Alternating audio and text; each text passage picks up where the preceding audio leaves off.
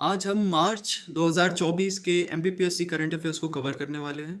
इसी के साथ मैं आप सभी को कहना चाहता हूँ हैप्पी चिल्ड्रंस डे और आप सभी का दिन शुभ हो। प्लीज़ सब लोगों को बताइए कि कोई व्यक्ति एमपीपीएससी के लिए अच्छी मेहनत कर रहा है, अच्छी वीडियोस बना रहा है ना। सो हम यहाँ से हमारी खबरें शुरू करते हैं।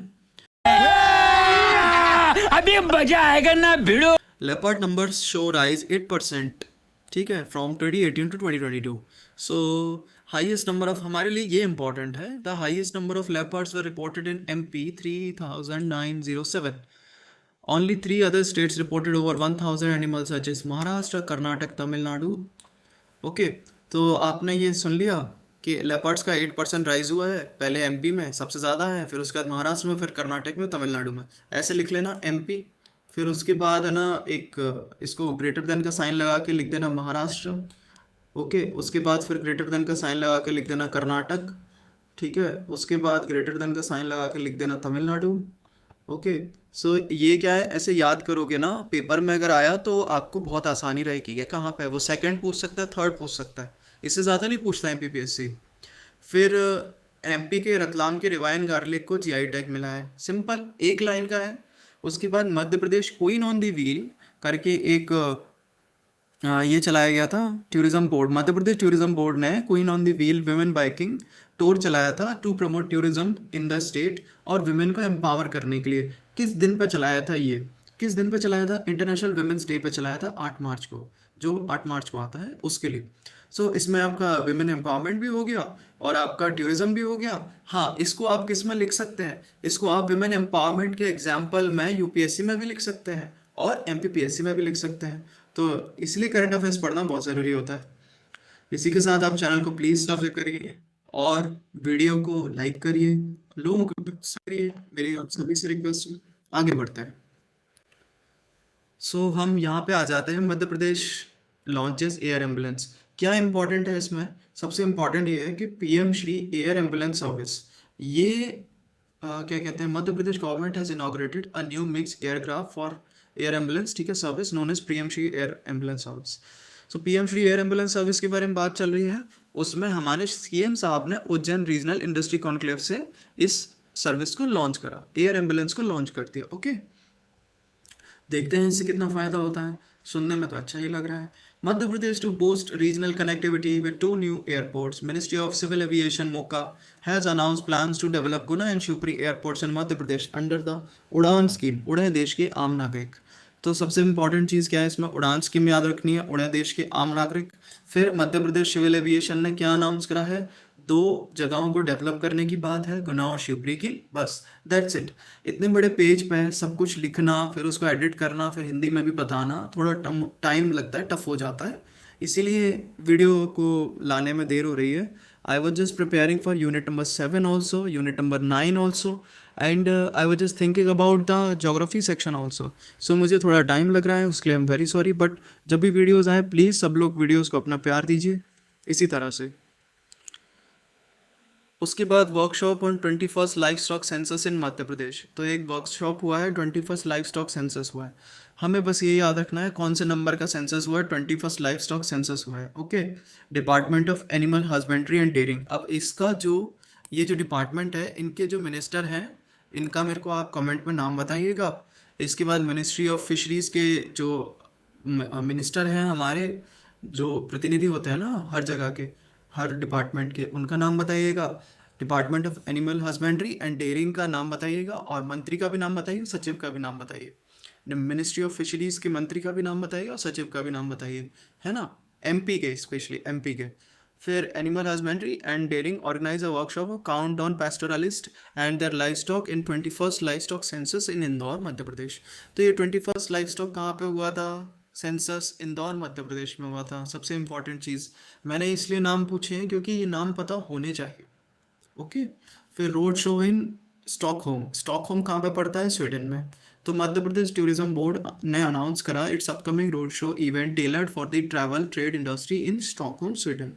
Though this roadshow, Madhya Pradesh Tourism aims to highlight the state key tourism destinations, including the United Nations Educational, Scientific and Cultural Organization UNESCO World Heritage Sites, including the Khajuraho groups of monuments, Sanchi Stupa, Bhimbetka Rocks, national parks, wildlife sanctuaries, historical landmarks, and vibrant cultural festivals.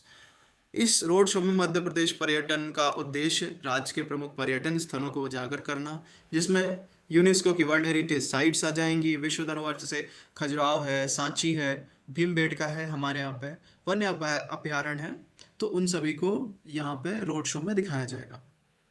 Okay. Madhya Pradesh high court orders ASI survey of Bhojshala complex.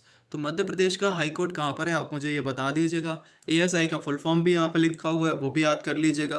Conducted a scientific survey of the Bhojshala temple Kamal Maula मॉक्स complex in Dhar district. Okay, Dhar district पढ़ने में इसलिए नहीं आया because मैंने हिंदी में पढ़ दिया था साथ में कि एएसआई ने धार जिले में स्थित भोजशाला मंदिर कमल मौला मस्जिद परिसर का वैज्ञानिक परीक्षण सर्वेक्षण करने का निर्देश दिया। ठीक है, हाई कोर्ट ने एएसआई को। सिंपल, ये याद करना जरूरी है। भोजशाला टेम्पल कमल मौला मॉक्स कॉम्प्लेक्स कहाँ पर है?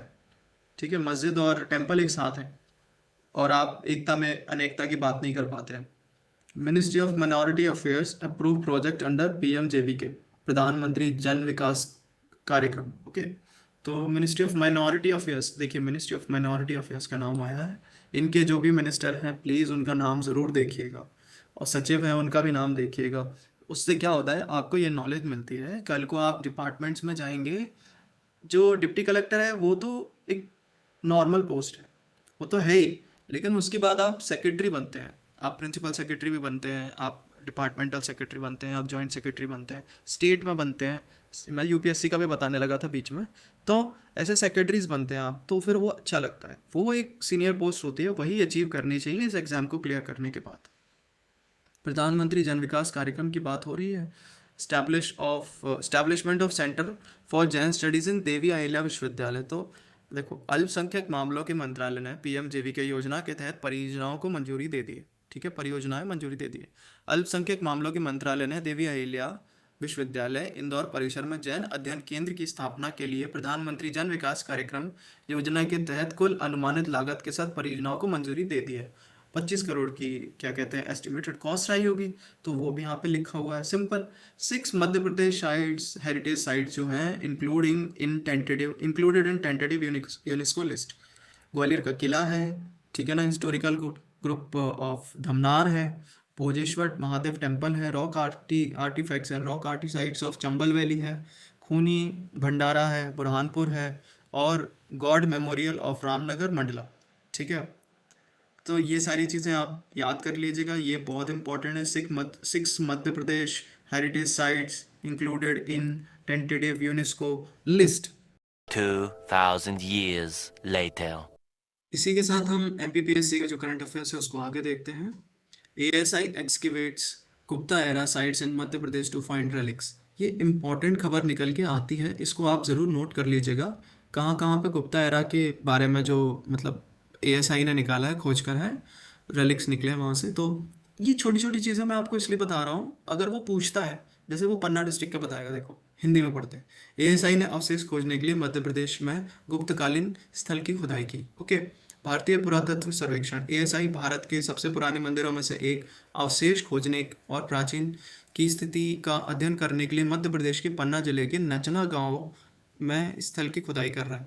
अब ये यहाँ से इम्पोर्टेंट है, मध्य प्रदेश के पन्ना जिले में नचना गांव कहाँ पे खुदाई हुई, ये आपका गुप्ता एरा के लिए, तो आपका ये निकल के आ जाएगा कि नचना गांव की बात कर रहे हैं, पन्ना जिले की बात कर रहे हैं। यह स्थल 2 प्राचीन मंदिरों का मतलब एक गुप्त युग का पार्वती मंदिर है और कालचुरी राजवंश द्वारा निर्मित चौमुखी मंदिर के करीब है। यहाँ पे एक डिटेल और मिल जाती है, चौमुखी मंदिर, गुप्ता एरा पार्वती टेम्पल और चौमुखी टेम्पल, ठीक है, बिल्ट बाय कालचुरी डायनेस्टी। सो चौमुखी टेम्पल का आप एक बार याद कर लीजिए। चौमुखी टेम्पल कहाँ पे है? पन्ना डिस्ट्रिक्ट में है, और उसको किसने बनवाया था? कालचुरी वंश के राजा ने बनवाया था। फिर पार्वती टेम्पल के बारे में दिया हुआ है, Parvati temple of Nachna is dated back to Gupta period, it was built in 5th century. अब 5th सेंचुरी हो सकता है याद ना रहे आपको, बट आप ऐसे याद रख सकते हो गुप्ता पीरियड है, उसमें आपके 5 वर्ड्स हैं। अगर आपको पार्वती टेम्पल गुप्ता पीरियड याद रहता है तो गुप्ता में 5 वर्ड्स हैं, तो 5th सेंचुरी ऐसे याद रख सकते हो, सिंपल। मध्य प्रदेश का पहला SSLNG प्लांट इन क्या कहते हैं पेट्रोलियम और ये वाला जो है पेट्रोलियम और प्राकृतिक गैस मंत्रालय ने मध्य प्रदेश के विजयपुर गेल में लिमिटेड में भारत का पहला लघु तरलीकृत प्राकृतिक गैस इकाई राष्ट्र को समर्पित की।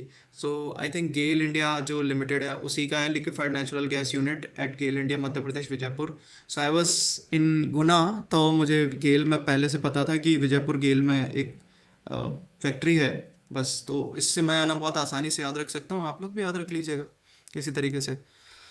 करंट अफेयर्स टफ नहीं होते, थोड़े बोरिंग होते हैं और कोई बात नहीं है, पढ़ो इनको याद करो। बट हाँ ये अगर आप अपने क्वेश्चन आंसर्स में लिख के आओगे ना मेंस में, जब मैं आपको लिखवाऊंगा मेंस के कुछ क्वेश्चंस तो उनमें आप लिख के आओगे, जैसे मैंने अभी विमेन सेंटर का एग्जांपल दिया तो वो बहुत फ़ायदा करेगा। अब लोकायुक्त है, जस्टिस सत्येंद्र कुमार सिंह स्वर्ण as new Lokayukta of Madhya Pradesh, इनका नाम याद रख लेना भाई, बहुत इंपॉर्टेंट है यार। ये जस्टिस सत्येंद्र कुमार सिंह का नाम आप याद रख लीजिएगा, anti corruption ombudsman of Madhya Pradesh, ठीक है, न्यू एंटी करप्शन ओम्बड्समैन।